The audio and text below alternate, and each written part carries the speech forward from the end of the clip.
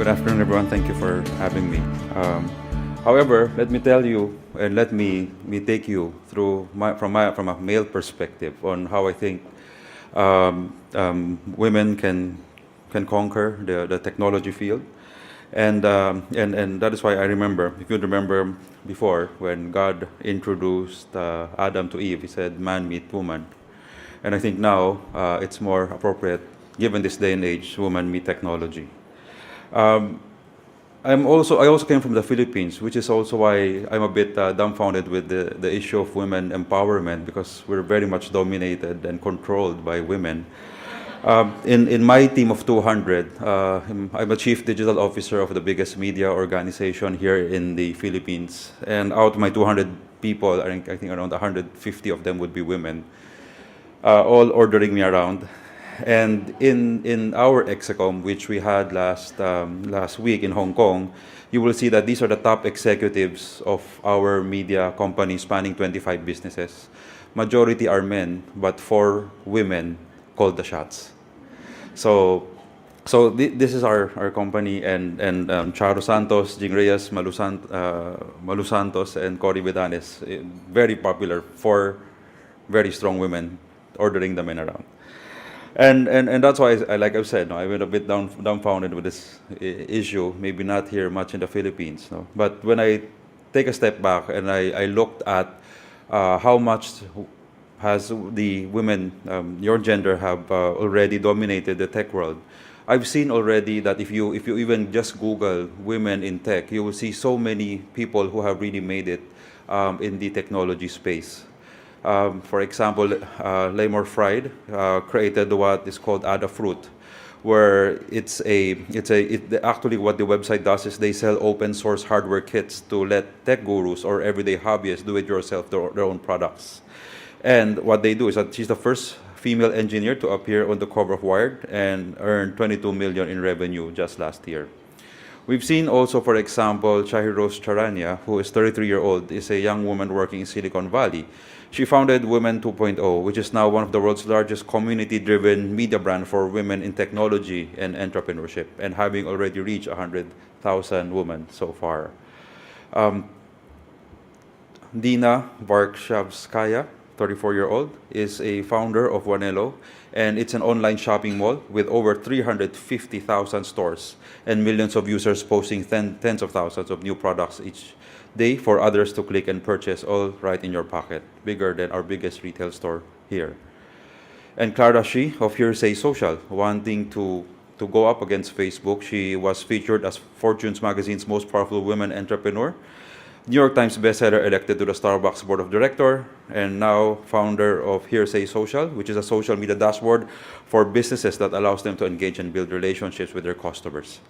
And what we've seen is that when I look at the list, I saw actually hundreds of women who are now really dominating the tech space.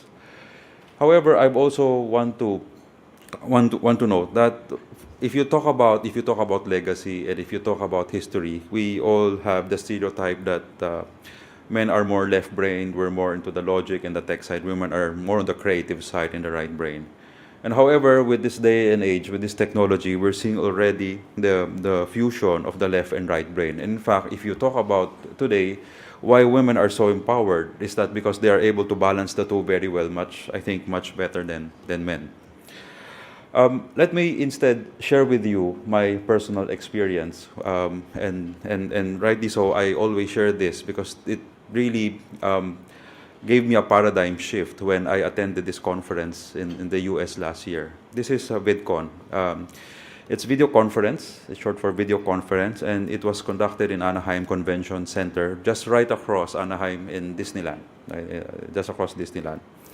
This convention was attended by 20,000 people.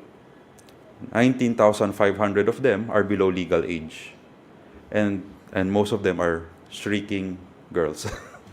Okay, so what is this convention all about? This is a convention of what you call the YouTube sensations and the YouTube celebrities. If you would look here, there's a tarpaulin here, right? Can you see the tarps, the white background here? There are different tarpaulins here, and if you fast forward, it is actually a place where the YouTube sensation, this girl, and everyone lining up just to have 1 minute to say hi to her. So people would line up from 6 to 8 hours, even before the convention center would open, right? And just for 1 minute to say hi. And after 45 seconds, you take a picture and then you're out, right? So it was a massive gathering. And even at 4:30 p.m., you would see that even people are still lining up. And at 5 p.m., they would just close and shoo you away. So here you will see people are still taking a chance, and even the parents are lining up for their kids. This was also a conference where I've seen so many breakout sessions, and most of the breakout sessions you will have all the speakers there who are 25 and below, and us 30 and above down, they're on stage, and we're downstairs taking notes. So it's really a massive paradigm shift. And some who are 14-year-old, there's a 14-year-old lady who says, "Oh, I earned my first million on YouTube, and I was suicidal, but I didn't proceed with my suicide. I just go to YouTube and tell my story," and she was a millionaire overnight. And those were the different stories that we were able to get there. No? So there was a breakout session. You have so many of these teenagers there telling their stories, how they earned so much. No? And the biggest celebrity there was, of course, Michelle Phan. She cannot contain the breakout room. She has to have the ballroom. So we're talking about 20,000, maybe not 20,000, maybe 10,000 people in that ballroom. When she's a Malaysian American, 27-year-old. When she entered the stage, we're labeled as industry people, so the boring people, the immigrants were there up front. And when she entered, the entire auditorium was just shrieking and shouting, and we were all confused. What's happening? Is there a fire? So we didn't know what's happening, but when she went up on stage, she was very small, so 5'2". She went up and she was just electrifying, very charismatic. And if you does anyone here know her? What she does? Okay. So Michelle Phan is one of the biggest YouTube sensations. She does how to make up, right? And I'll show you one of her videos since most of you don't know her. If you talk about 6 million subscribers, she would have dwarfed even the biggest media network in the world at 6 million subscribers on YouTube. And I will tell you why. We're the biggest in the Philippines. We only have 2 million. And we're even bigger than CNN, right, in terms of YouTube subscription. So you're seeing how much they're taking over the world. When she rose to fame, she was so popular that L'Oreal made her the brand ambassador. After a year, they were not only satisfied with that, they even created her own cosmetic line called Michelle Phan. And in that stage, the L'Oreal marketing director was saying how much she was able to make an impact and increase their marketing, their sales and their market share tremendously. Because L'Oreal was initially targeted towards the more mature segment, 30 and above. So they were able to go after the teen market because they realized that for cosmetics, I don't wear cosmetics. So for the ladies, you catch them while they're young, and they would use you. They would use you for life. So they want to catch the younger audiences at an earlier stage. So that was a very good insight. And that time, and now actually, Michelle Phan created her own multi-channel network, and she's now creating content rivaling the biggest networks in the US. This was VidCon. The day before VidCon was a YouTube planning session. So around 100 of us, each representing our own countries, we met up with all the YouTube executives, and we were actually planning for our YouTube strategy. I represented my media network because we're one of the biggest partners in the world. So when I was there, the CEO of YouTube, which is a lady, Susan Wojcicki, when she saw me, because I had a Philippine flag in my name tag, she just ran to me and said, "Okay, what's happening?" And she said, "Oh, you're from the Philippines. We would really like to thank you for being one of the top countries patronizing YouTube. So we're like top 10 in the world. Again, after Indonesia. In Indonesia by sheer population. So we're top 10 in the world. I think we're ranked 7 in the world. And what she's saying is also, you just have so much, you're really YouTube country. And she also said, I really like to meet your number 1 YouTube star. So coming from a media network, I said, who's our YouTube star? I don't even know who's our number 1 YouTube star. So I was thinking of all our top celebrities who I manage on their YouTube platform. I said, none of them are number 1. So who is she referring to? And then she said, oh, it's those kids, the 2 kids.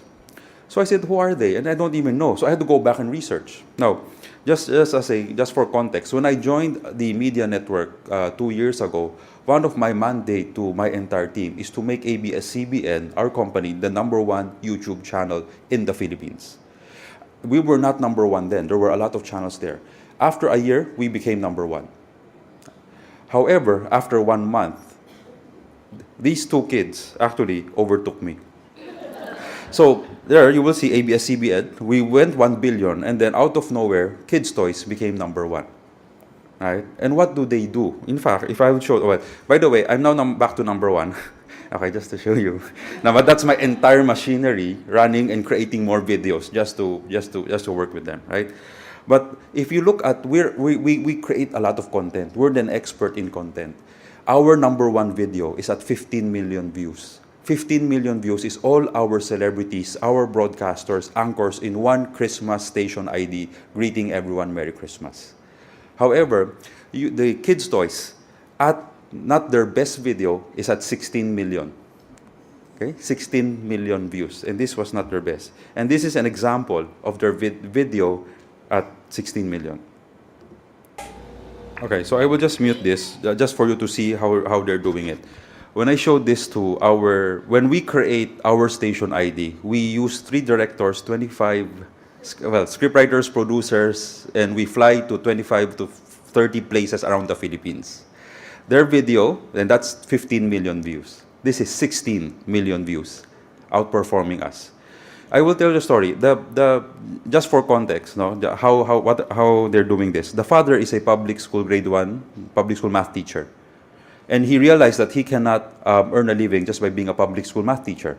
What he does is that he went online and researched on how you can earn money on YouTube. So what he did was, after finding out about being a creator can earn you money, what he does is that every other week he would, from Laguna, 3 hours away from Manila, he would ride an FX, a public utility vehicle, to one of the biggest toy stores, to the Toy Kingdom here, and buy toys. He would bring all of those toys back, and he would then ask the 2 daughters, play with these toys and I will video cam you. He would just say that. Right? And this would be the output of their videos. If you, so let me just go back very quickly. And these are the output. Now, if you look at their videos, they're averaging 28 million views a week, right? 28 million views. How many views do they get in a month? If you multiply this by 4, give or take 100 million views. At 100 million views, what people do not know is that YouTube pays any content creator $1 for every 1,000 views. At 100 million views, they are earning no less than 100,000 US a month. So from living in a shanty, they now live in a massive house. So I'm now friends with the father on Facebook. So he posted last night, okay, bring up my new house. He's established new house with 12,000 watt solar panel and everything. And his gazebo with pool is like as big as this. Coming from a shanty. In fact, now, he has a new nickname in his small town. He's now called the drug lord, because people don't know what he's doing. And he keeps saying, "Well, how did you become that rich immediately?" And he said, "YouTube." And people are saying, "You're kidding me," right? So that gives you an idea of how, when you talk about from the creative side, right? How one can become a creator, no? Just very quickly also, by the way, their #1 video is 95 million views. Right, bigger than any of the biggest celebrities here in our country. So let me end with one more story. So my time is up. I'm always fascinated with this technology. Cynthia Brazil is from MIT, and what she did was she envisioned that everyone would be using a robot in their home. And what she did was that she utilized a lot of the current technology and fused everything together. When she created a company, she said, "I don't want people to be part of my company. Like, I don't want to be I don't want shareholders in my company, or I don't want to be diluted as a minority shareholder." So what she did was she went to Indiegogo and crowdfunded her vision and her idea. Initially she was looking for 100,000. She was able to get, actually, at the end of this campaign, she was able to get $2 million instead of $100,000. From 2 million, what she tell people is that if you believe that I can create a Jibo, give me $500, donate $500 to me, and after I create it by December 2015, I will send you an actual Jibo. Right? So after crowdfunding, she's now working on it. She's an MIT a professor, and she's now heavily working into this. No? So this is Jibo. Jibo. This little bot of mine. Jibo will be launched 2015, and I actually donated so I can get one, and hopefully I get to dismantle it after, and see, because if you look at it, if that would be your screen, that would be your TV, your gadget, your radio, and everything, it would also revolutionize how we in the media industry would work, right? So having said all of that, what I always say is that maybe what is more important is we reverse it. That now technology meet woman, with all of the power and I'm not a woman, but I believe that a woman should be empowered, and only because of one thing also, and maybe it's because in the world for my two daughters as they grow up, I want them to be part of a workplace where they can also show their potential and be the best that they can be. So thank you very much.